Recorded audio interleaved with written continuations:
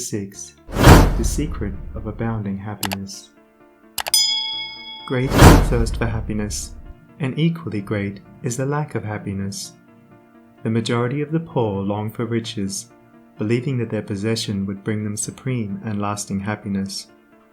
Many who are rich, having gratified every desire and whim, suffer from ennui and repletion, and are farther from the possession of happiness even than the very poor. If we reflect upon this state of things, it will ultimately lead us to a knowledge of the all-important truth that happiness is not derived from mere outward possessions, nor misery from the lack of them. For if this was so, we should find the poor always miserable, and the rich always happy, whereas the reverse is frequently the case.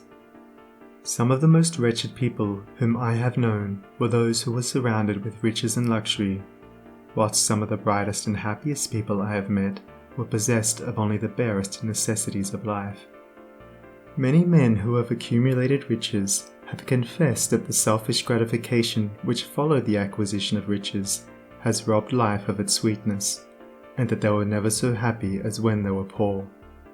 What then is happiness, and how is it to be secured? Is it a figment, a delusion, and a suffering alone perennial?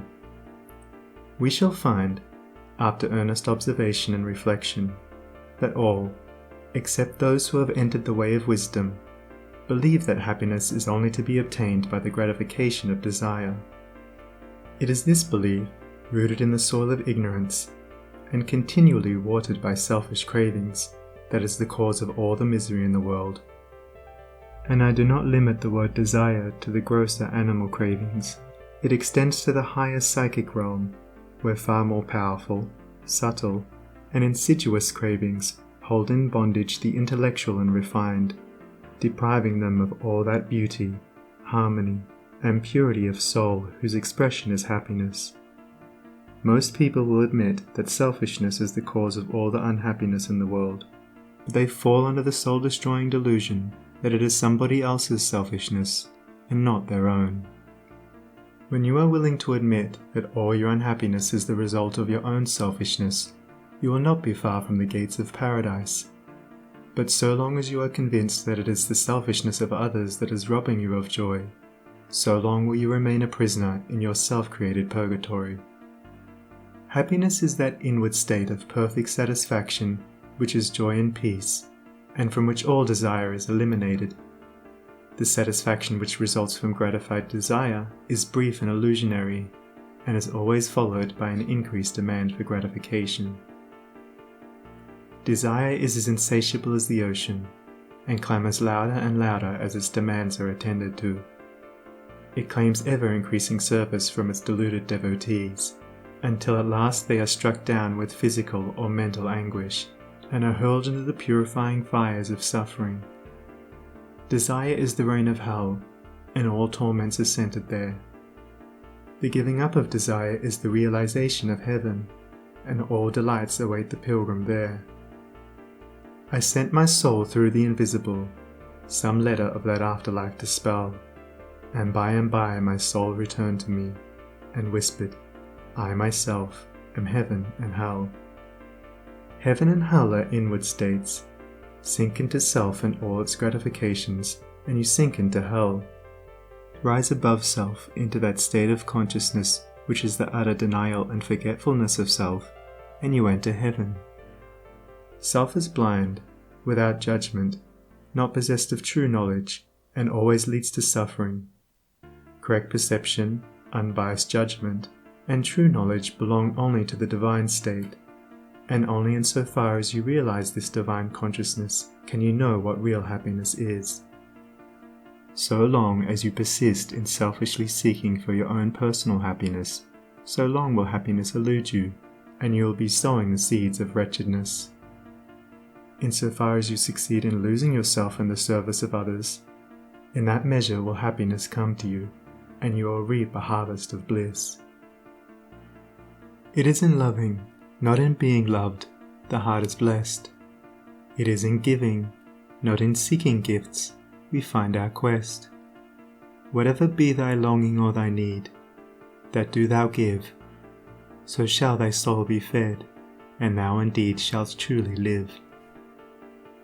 Cling to self and you cling to sorrow. Relinquish self and you enter into peace. To seek selfishly is not only to lose happiness, but even that which we believe to be the source of happiness. See how the glutton is continually looking about for a new delicacy wherewith to stimulate his deadened appetite, and how bloated, burdened, and diseased, scarcely any food at last is eaten with pleasure.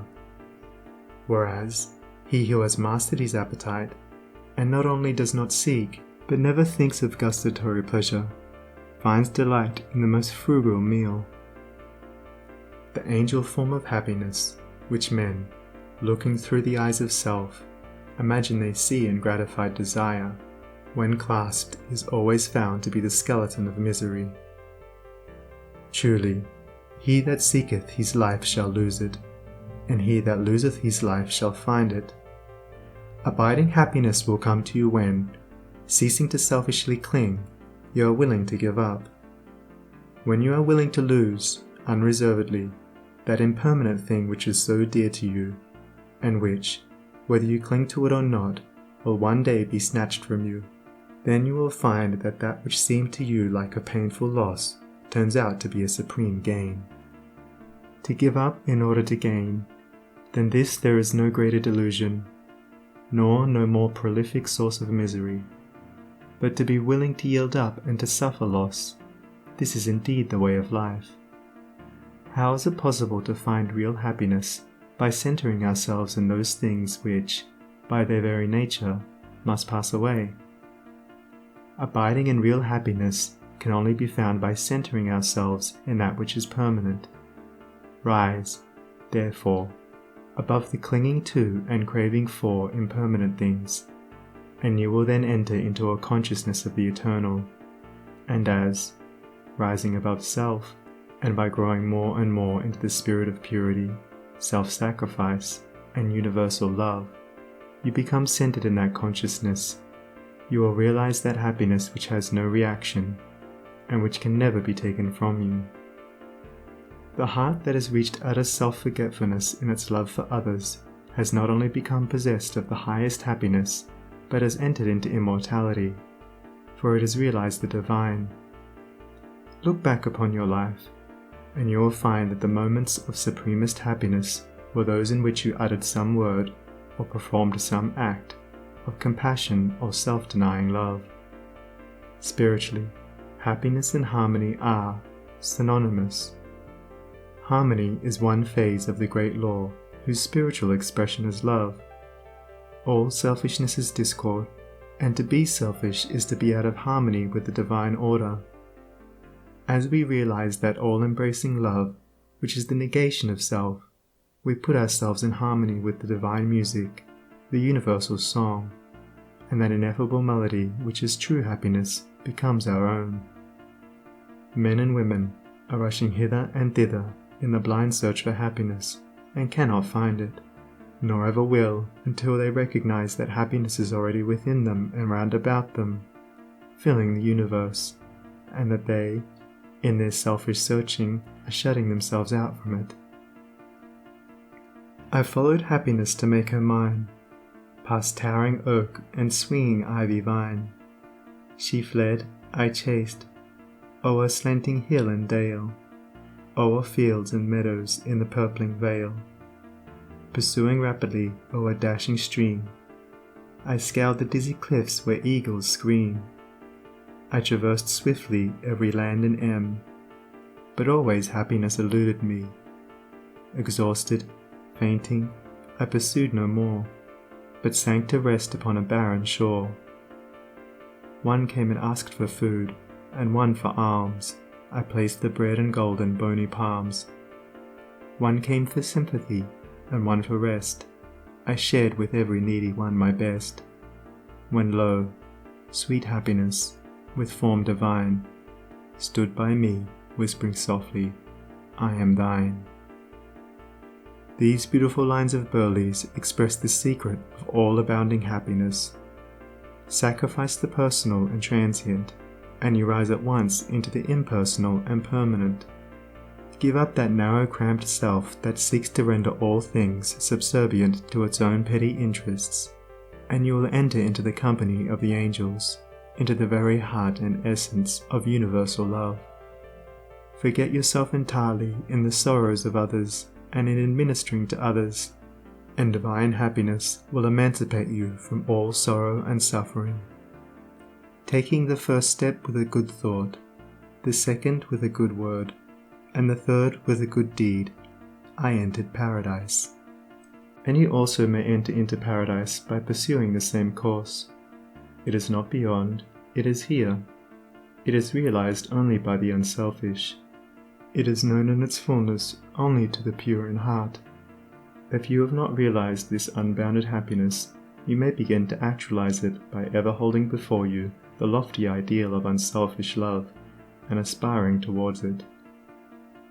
Aspirational prayer is desire turned upward. It is the soul turning toward its divine source, where alone permanent satisfaction can be found.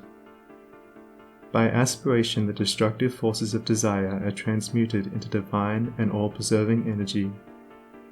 To aspire is to make an effort to shake off the trammels of desire. It is the prodigal made wise by loneliness and suffering, returning to his Father's mansion. As you rise above the sordid self, as you break, one after another, the chains that bind you, you'll realize the joy of giving, as distinguished from the misery of grasping.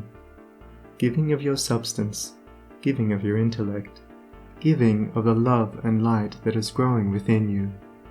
You will then understand that it is indeed more blessed to give than to receive, but the giving must be of the heart without any taint of self, without desire for reward.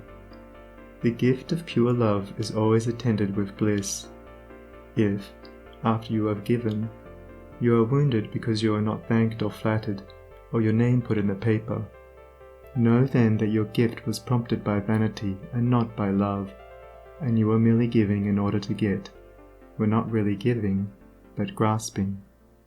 Lose yourself in the welfare of others. Forget yourself in all that you do. This is the secret of abounding happiness. Ever be on the watch to guard against selfishness, and learn faithfully the divine lessons of inward sacrifice. So shall you climb the highest heights of happiness, and shall remain in the never-clouded sunshine of eternal joy, clothed in the shining garment of immortality. Are you searching for the happiness that does not fade away?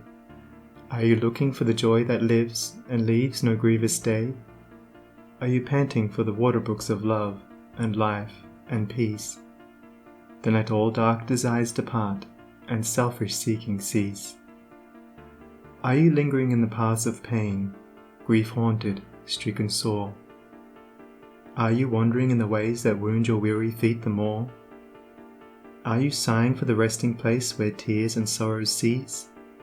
Then sacrifice your selfish heart and find the heart of peace. End of Chapter 6. Recording by Sunny Abdullah.